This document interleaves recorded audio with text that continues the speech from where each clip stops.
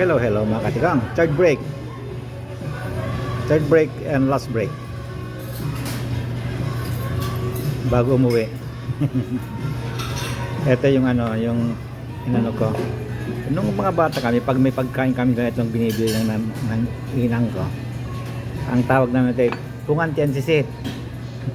Pero pag yung oval naman na ganun pa, ano, na pahaba, na binibili noon, sabi namin dapan nila kay Uting.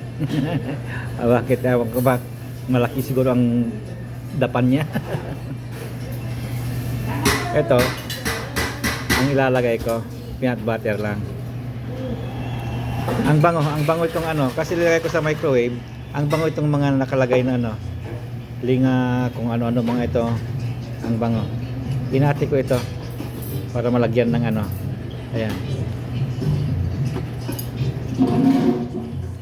Tapos ang aking panulak ay ang titi. Taso, no taso danyo. Okay, dokti mga katika. Kain na para makarami. Bye bye.